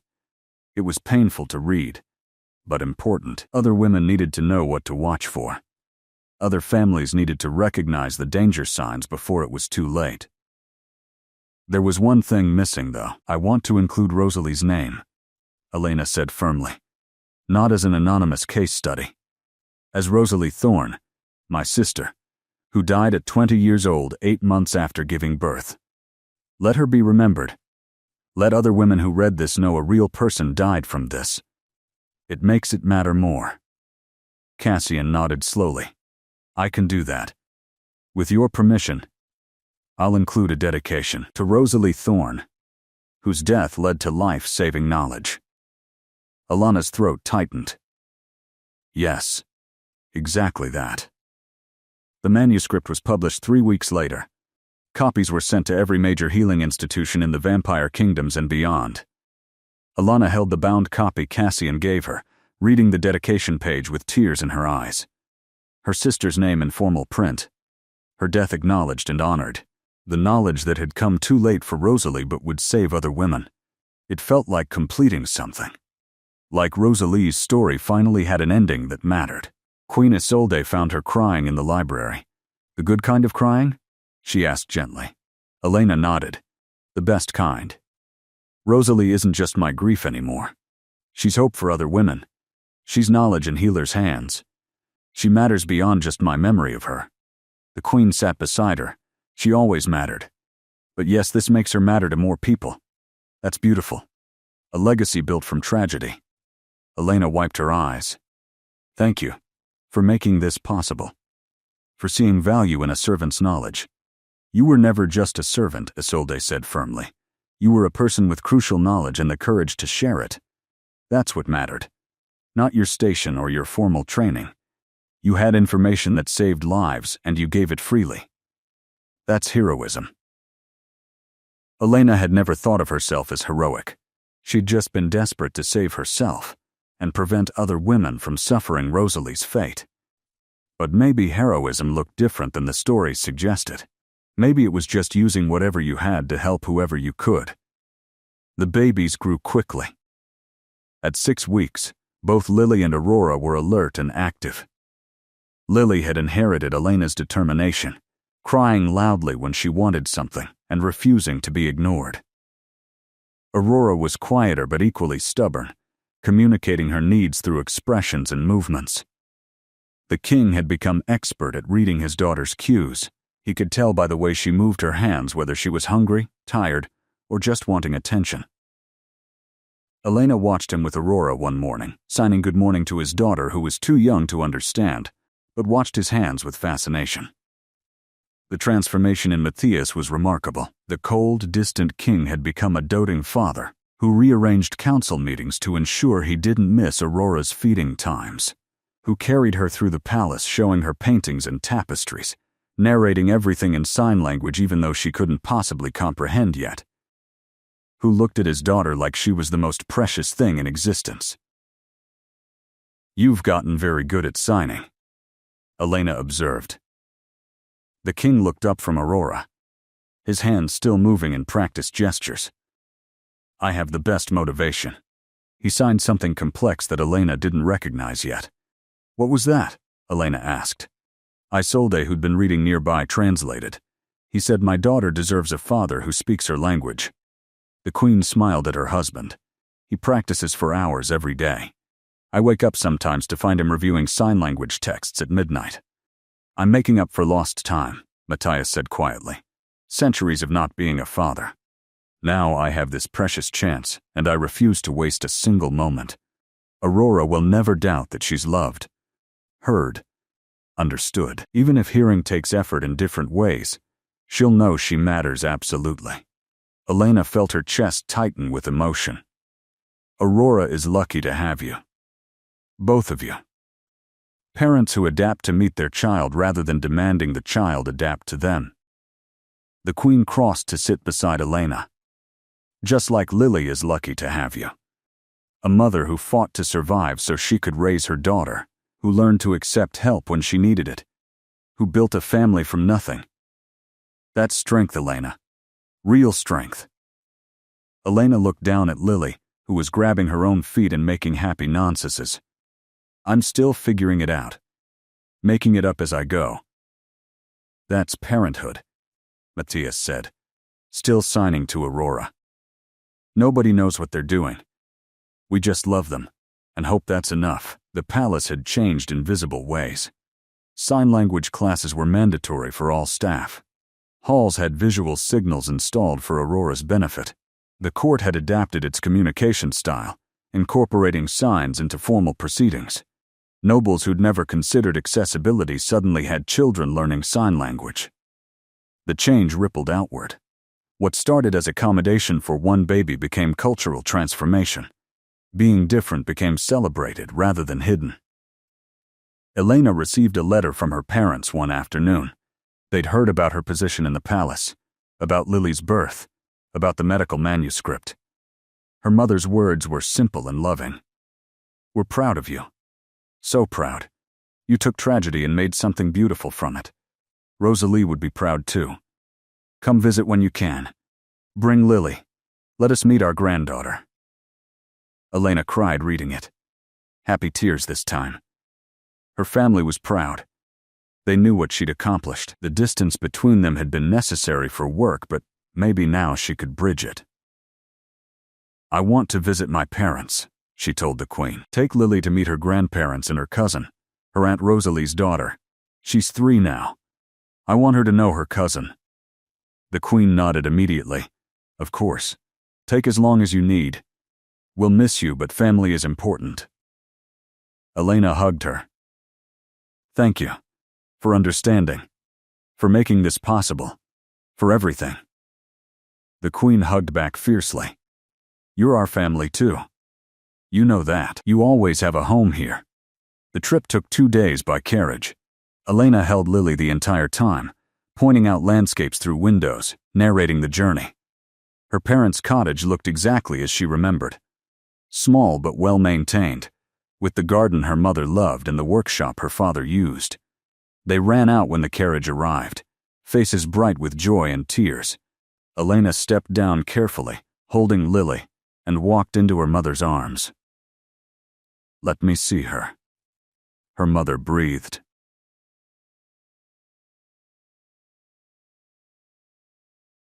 Oh, Elena. She's beautiful. Looks just like you.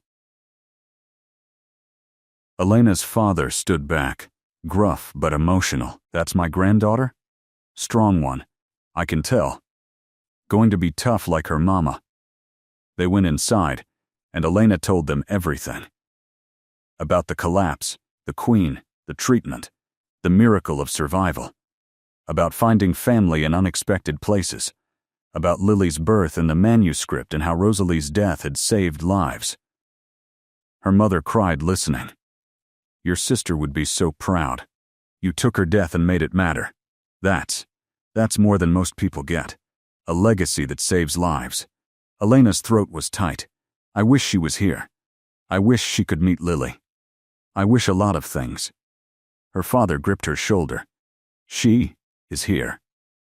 In the knowledge you carry, in the lives you saved, in this baby who exists because you survived. That's Rosalie's gift. Don't waste it on grief. They visited Rosalie's daughter, little Emma, who was 3 and beautiful and had her mother's smile. Elena held her niece and told her about Rosalie, about how brave she was, how much she loved Emma, how her death helped save other babies and other mothers. Emma didn't fully understand, but she listened with solemn eyes. My mama's in heaven? She asked. Yes, Elena said softly, watching over you, proud of you. Emma touched Lily's tiny hand. This is my cousin? Your cousin, Elena confirmed, and she's going to grow up knowing all about your mama, about how important she was. The royal proclamation came 6 months after Aurora's birth. King Matthias stood before his assembled court, Queen Isolde beside him holding Aurora, with Elena and Lily positioned nearby. The throne room was packed. Nobles, healers, common citizens who'd been granted entry. Everyone wanted to hear what the king would announce. There had been rumors of major policy changes, healthcare reforms. Something significant. The king's voice carried through the hall with absolute authority. 6 months ago, a servant collapsed in this very room. What followed was a series of events that transformed not just the royal family, but the kingdom itself. He gestured to Elena. Elena Thorne diagnosed a rare medical condition that was killing my wife. She provided treatment that saved 2 lives. In doing so, she exposed failures in our medical system and taught us about the value of knowledge regardless of its source. The court listened in complete silence. Today I'm issuing several proclamations, Matthias continued. First, nightshade sickness protocols will be mandatory training for all healers in the kingdom. The symptoms, the treatment, everything will be documented and taught. No woman should die from this condition because healers didn't recognize it. Murmurs of approval rippled through the crowd. Second, Elena Thorne is hereby appointed royal medical consultant with full authority to advise on maternal health care. Her knowledge saved my wife and child. That makes her invaluable. Elena felt her face flush as hundreds of eyes turned toward her. The king wasn't finished. Third, and most importantly, we're establishing a new healthcare initiative. Accessible treatment for all pregnant women regardless of station. Free medical consultations. Access to midwives and healers. No woman in this kingdom should work until collapse because she can't afford care. No child should lose their mother to preventable causes. This stops now. The throne room erupted in surprised conversation. The queen stepped forward, still holding Aurora. This isn't charity. It's justice. Every woman who carries life deserves support and protection. My husband and I nearly lost each other because we didn't recognize symptoms soon enough. How many common women have died because they had no access to healers at all? That changes today. The king nodded. We're allocating resources to establish maternal health clinics in every major town. Trained midwives. Access to herbs and medicine. Education about pregnancy complications. A noble spoke up from the crowd. Your Majesty, the cost of such programs would be substantial. How do you propose to fund this? Matthias's expression was cold. We'll redirect funds from decorative palace projects, reduce spending on ceremonial excess, increase taxes on the wealthiest noble houses who can afford it. My wife nearly died. My daughter exists because one knowledgeable woman happened to be in the right place. That's unacceptable. Healthcare shouldn't rely on luck. The nobleman looked like he wanted to argue, but the king's expression stopped him. Queen Isolde added, we're also mandating accessibility accommodations throughout the kingdom. Our daughter is deaf. Sign language education will be expanded beyond the palace. Public spaces will incorporate visual communication systems. Difference should be celebrated and accommodated, not hidden or ignored. The cultural shift around Aurora had been profound. Now they were extending it to everyone, making accessibility standard rather than special accommodation. Elena watched the proclamation with wonder and tears. This was Rosalie's legacy made manifest. Not just the medical manuscript, but systemic change. Real, meaningful improvement in how the kingdom treated vulnerable women and different children. The king caught her eye and nodded slightly. "This is because of you," his expression said. "Because you spoke up. Because you knew and shared. Because you refused to let your sister die for nothing." After the formal proclamation, there was celebration, music and dancing, and food. Common citizens mixed with nobles, the usual strict hierarchies, relaxed for the evening. Elena found herself surrounded by women thanking her, mothers who'd lost daughters to mysterious pregnancy complications, women currently pregnant who were terrified of the same fate, healers who wanted to learn everything about nightshade sickness. The attention was overwhelming but meaningful. One woman approached holding a baby. "My daughter almost died after giving birth," she said quietly. "The healers couldn't figure out what was wrong. Then your manuscript was distributed. They recognized nightshade sickness and started treatment immediately. My daughter is alive because of your sister. Because you spoke up." Elena could barely respond through tears. The woman continued. "I named the baby Rosalie. After your sister. So her name is remembered with gratitude." The evening blurred together. Congratulations and thanks and questions about maternal health. Elena answered as best she could, exhausted but content. Lily slept in her arms, peaceful despite the noise. Aurora was being passed between admiring courtiers, the princess comfortable being held by strangers because she'd never known anything but love and attention. The two babies who should have died, who lived instead, and changed everything. King Matthias found Elena as the celebration wound down. "You look overwhelmed." Elena laughed tiredly. "Completely. But in the best way." The king gestured to an empty balcony. "Come, you need a moment." They stepped into cool evening air, leaving the celebration behind. The king stood beside her in comfortable silence for a moment. Then, "What you've accomplished in 6 months is remarkable. You saved my wife, helped deliver my daughter, transformed our healthcare system, published groundbreaking medical research, all while recovering from the same illness and raising a newborn alone. That's not luck. That's strength." Elena shook her head. "I just did what needed doing. Anyone would have." "No," the king said firmly. "Most people wouldn't have. Most people would have kept their knowledge to themselves, protected it, used it for personal gain. You gave it freely. That's rare. That's why you matter." Elena looked out over the palace gardens. "I just didn't want other women to die the way Rosalie did." The king nodded. "And now they won't. Because of you. Because you took grief and made it useful. That's the best any of us can do." They stood together watching stars emerge in the darkening sky. Lily stirred against Elena's chest, making small, sleeping sounds. Inside, celebration continued. Queen Isolde was dancing with nobles, Aurora secure in a nurse's arms.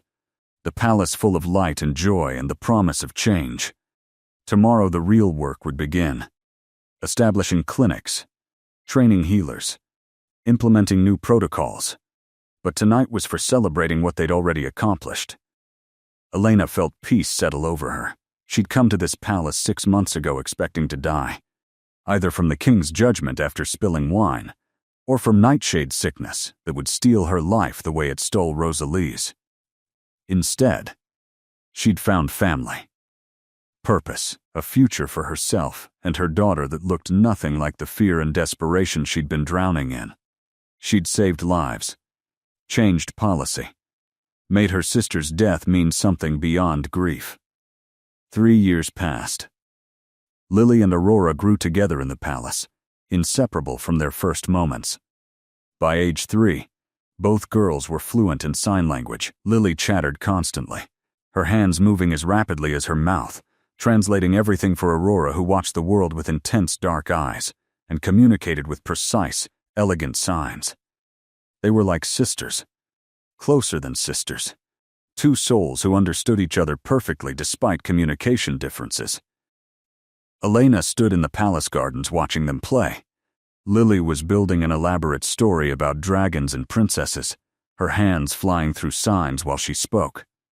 Aurora responded with her own contributions to the narrative, her signs quick and imaginative. They developed their own shorthand, modifications to formal signs that only they understood. A secret language within a language. The bond between them was beautiful and unbreakable. The maternal health initiative had transformed the kingdom.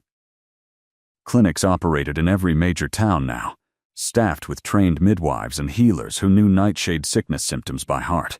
Mortality rates for pregnant women had dropped dramatically. Women came from other kingdoms to access the care. The program was being copied in neighboring territories. What started with Elena's collapse had become a movement. The medical manuscript had been translated into 6 languages. Healers across multiple kingdoms now recognized nightshade sickness and knew how to treat it. Letters arrived monthly from grateful families. Women who'd been diagnosed early. Children who still had their mothers because treatment was available and known. Each letter mentioned Rosalie's name, thanked her sacrifice, honored her memory. Elena kept them all in a special box, reading them when she missed her sister. Queen Isolde approached carrying a bundle of papers. "More clinic reports," she said, sitting beside Elena on the bench. "The numbers are excellent. Maternal mortality down 40% since implementation. Nightshade sickness survival rate 100% when caught early." "Elena, this is working. It's actually working." Elena took the reports, scanning numbers that represented real women. Real lives saved. 40%. That's thousands of women who get to raise their children. Thousands of children who keep their mothers. The Queen watched Lily and Aurora playing. "Our girls are growing so fast. Soon they'll be reading, writing, causing all kinds of trouble." Elena laughed. "They already cause trouble. Yesterday they convinced the kitchen staff to make them a castle entirely from bread." The Queen smiled. "I heard about that. Very impressive architecture considering they're 3. They take after their mothers. Stubborn and creative and refusing to accept limitations." King Matthias joined them, settling on Elena's other side with the easy familiarity of family. Council meeting was productive. "We've received requests from 4 neighboring kingdoms to establish similar healthcare programs. They want to send healers here for training." Elena nodded. "We can accommodate that. The more healers who know about nightshade sickness and proper maternal care, the better." Rosalie's legacy keeps growing. The king watched his daughter signing enthusiastically to Lily. "Aurora's teacher says she's exceptionally bright, learning complex concepts months ahead of typical development. The deafness hasn't limited her at all. If anything, it's made her more observant, more attuned to visual communication. She reads expressions better than most adults." Elena had noticed that too. Aurora could tell when someone was lying or uncomfortable just by watching their face. The skill was remarkable and slightly unnerving. "What will you tell them?" Isolde asked quietly. "The girls, when they're old enough to understand their origin story." Elena had thought about this often.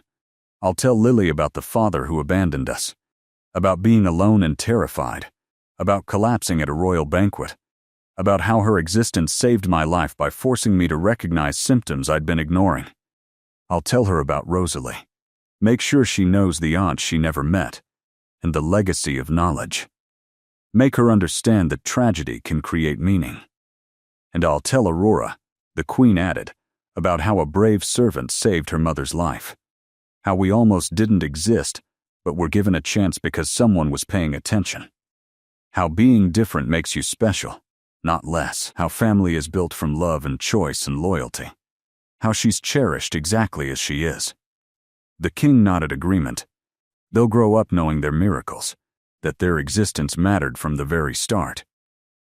Lily ran over suddenly, Aurora close behind. Mama, look what Aurora signed. She showed us the word for butterfly in 3 different languages. Isn't that clever? Elena smiled. Very clever. You're both brilliant. Lily beamed. We're going to be healers when we grow up. Like you. We're going to save people and make them better. Aurora signed agreement, her small hands forming precise shapes. Elena's heart squeezed. Of course you will. You'll be amazing at it. The girls ran off again, back to their games and stories. Elena watched them go, these 2 tiny humans who represented everything good that had come from disaster. Queen Isolde took her hand. We did it. We survived, built lives, changed systems, raised amazing children. That's no small thing. Elena squeezed back. We did it together. I couldn't have survived without you. Literally. The treatment, the support, the family. You gave me everything. The Queen shook her head. You gave us everything. But we can argue about that forever. Both of them smiled. The king stood, extending his hands to both women. Come. The girls want to show us their bread castle before the kitchen staff dismantles it. Apparently it has a working drawbridge made from carrots. We should witness this engineering marvel. They walked together toward the palace, the 3 adults who'd built an unlikely family from crisis and choice. That evening, Elena stood in the library where she'd first read about nightshade sickness in an ancient manuscript. The room held different memories now. Not just grief research, but family story times, sign language lessons, quiet moments watching her daughter learn to read. The palace had become home in ways she never imagined possible. Not just a place she lived, but a place where she belonged. She pulled out the letter she'd written to Rosalie, a ritual she maintained, writing to her dead sister about life and Lily and the kingdom, telling her everything that her sacrifice had created. Today I watched Lily and Aurora play. They're so happy, so healthy, so loved. The maternal health clinic saved another 20 women this month. Your name is spoken with gratitude across multiple kingdoms. You're not forgotten, Rosalie. You're honored. You changed the world by leaving it. I miss you every day, but I'm making your death matter. I promise I'll keep doing that for as long as I live. Lily bounded in, signs flying. Mama. Aurora's mama says there's going to be a festival with lanterns and music and we get to stay up late. Can we? Please? Elena laughed, scooping up her daughter. Yes, we can stay up late. It's a celebration. 3 years since we came to the palace. 3 years since everything changed. Lily hugged her tight. I love the palace. I love Aurora. I love you, Mama. You're the best. Elena held her daughter close, breathing in the baby shampoo smell of her hair. I love you too, little one, more than anything in the world. The festival that night was beautiful. Lanterns floating into the sky carrying wishes and prayers, music and dancing and joy. Lily and Aurora ran through the crowds hand in hand, signing to each other, laughing at shared jokes. The king and queen danced together, their love as strong as ever. Elena watched her found family and felt gratitude overwhelming. This life, this impossible, miraculous life, built from tragedy and medical knowledge and refusing to give up. She thought about the terrified pregnant woman who'd collapsed at a banquet 3 years ago, who'd been certain she would die alone and forgotten, who'd watched her sister waste away and thought the same fate awaited her. That woman had survived, had thrived, had built something beautiful from grief, had saved lives and changed systems, and raised an incredible daughter, had found family in the least likely place, had turned tragedy into legacy. Rosalie would be proud. Elena knew that with absolute certainty. Her sister would look at everything that had been accomplished and smile, would hold Lily and Emma and Aurora and see her own death transformed into life and hope and change. would know that her short existence mattered profoundly, that she was remembered, that she saved people even after death. That was the best anyone could hope for. To matter. To be remembered. To leave the world better than they found it. Elena released a lantern into the night sky, watching it rise among thousands of others. A wish for the future. For continued health and happiness. For her daughter and Aurora to grow strong and kind. For women everywhere to have access to care and support. For Rosalie's legacy to keep spreading. For family, found and chosen and loved fiercely. For miracles that came from paying attention and refusing to give up. For life that flourished despite every reason to give in to death. The lantern disappeared into stars, above and below, light everywhere. The palace full of celebration. Her daughter safe and happy, her found family surrounding her. The future bright with possibility. Elena smiled through happy tears, watching her improbable, impossible, absolutely perfect life continue around her. This was enough. More than enough. This was everything.